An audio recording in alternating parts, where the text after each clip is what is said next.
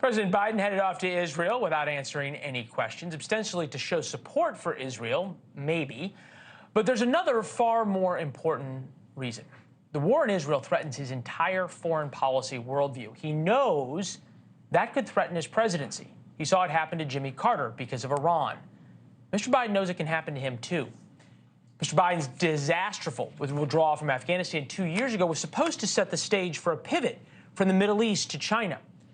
Now there are, count them, 2 carrier battle groups in the eastern Mediterranean Sea. Mr. Biden is visiting Israel to try and stop a larger war. The pivot away from the Middle East did not work. In the end, it took less than 30 months for American weapons left behind in Afghanistan to likely make their way through Iran to Hamas. And we are now providing weapons for Israel to fight against Hamas that now has American weapons. The next 72 hours could determine President Biden's political future domestically, not to mention whether or not the United States goes to war with Iran, which looks like an increasingly likely possibility. George Will is here, Pulitzer Prize-winning columnist, NewsNation senior contributor. George, you were even surprised by how fast-breaking this story is. Past hour or so, the King of Jordan, the President of Egypt, and the President of the Palestinian Authority all tell the President of the United States no thanks. I don't know whether to be scared or embarrassed. Be scared and embarrassed, because this is a real sign that the United States writ doesn't run very far in the Middle East right now. Obviously, those 3 gentlemen worked this out together. They wouldn't have done this separately. So what we now have is the president seeming to be almost a mendicant, trying to get people's attention over there, and that is not good for him. But more important, it's not good for the United States. Do we really understand, and look, you have the historical perspective. I brought up Jimmy Carter and the Iranian hostage crisis, the takeover by the embassy in Iran. We've now got protests outside U.S. embassies in Beirut, in Amman, in Turkey. This feels more combustible than I think anybody expected it to be. This does have the feeling of 1979. That is the year that the hostages were taken, and it overshadowed the entire 1980 and the presidential campaign. And what happened to Jimmy Carter was people felt things are spinning out of control, that the United States doesn't have a grip. And it's this sense of combined with the southern border. The more and more Americans think we don't have sure, solid governance.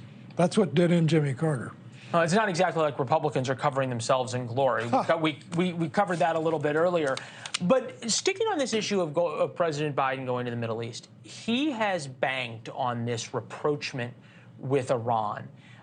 One of the ways to try to put the Middle East back together, at least in the short term, would be to try and either pressure and or force, right, the Israelis to have either a ceasefire or a cessation of hostilities or a pause or whatever you want to call it.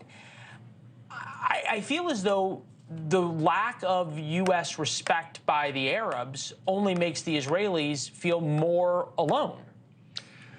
Remember, Israel was founded in 1948, 3 years after the end of the Holocaust, to make one principle clear, which is we will never again depend on others for our security. So they're not depending on the United States. They want the United States aid, they want the diplomatic aid, they want the artillery shells and all the rest. But Israel can defend itself. What the United States has to do is understand that terrible regimes such as Iran usually have one virtue. They say exactly what they mean. They mean to destroy Israel. They've said it over and over and over again.